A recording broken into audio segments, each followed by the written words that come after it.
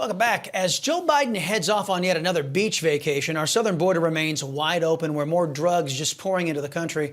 You've all likely heard of fentanyl, but there is now another drug known as Nitazene, I think I'm pronouncing that correctly, that experts say it's 20 to 100 times more potent and deadly. Dr. Maria Ryan is co-host of Uncovering the Truth, and she's been trying to raise awareness about all of this. She joins us right now. Great to see you, Doc. Thank you for being here. So you say this is a direct attack from China. Explain what this drug is and why is China another culprit here? Yes, it is the family of Nitazene. So there's literally tens of hundreds of these different chemical compositions.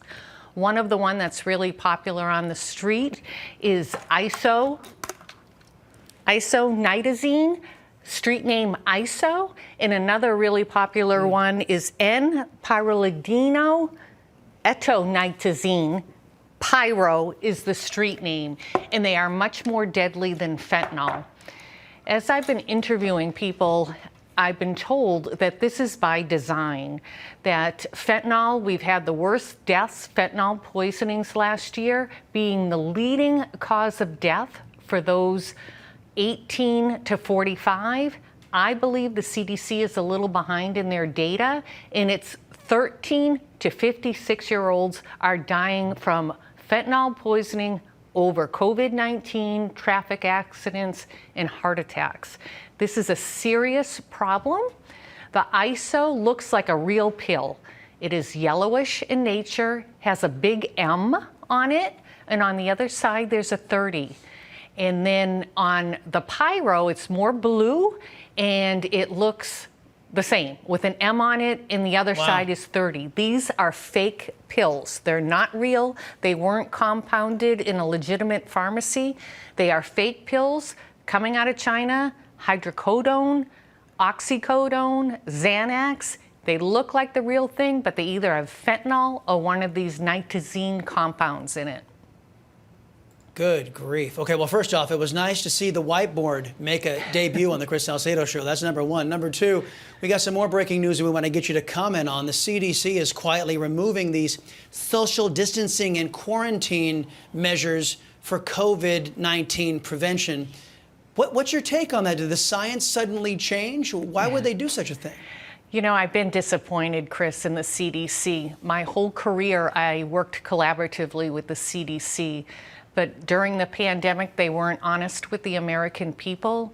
They instituted mandates that weren't science-backed.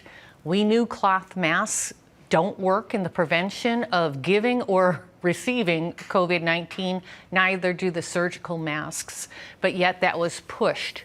Lots of literature on lockdowns don't work, but yet CDC and the White House pushed that.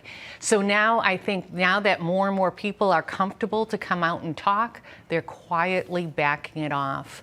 I just want to see the mandate against healthcare workers stop. So many doctors and nurses have left the profession because of the mandate of having a COVID-19 vaccine. Doc, I've only got about a minute left, but I wanted to ask you about monkeypox. As you know, the administration is putting out this monkeypox alert.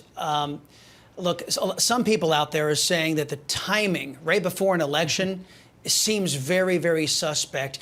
Do you believe that the monkeypox, what you've seen out there and the data you've seen, warrants this emergency that they're declaring in the federal government? No, the number 6,000 number doesn't warrant an emergency. Number one, it's self-limiting, usually goes away within a month. You start with a fever, and then you may develop the rash in 1 to 3 days. So you're contagious ever since the fever starts. So the main thing to prevent it, stay away from people who are sick. And sick people, stay home. But it is something that's really prevalent in Africa. And the fact that it's spreading the way it is suspect, and we don't understand it.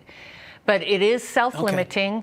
Much less harmful than smallpox, and the older generations are practically immune to this monkeypox because we were inoculated for smallpox.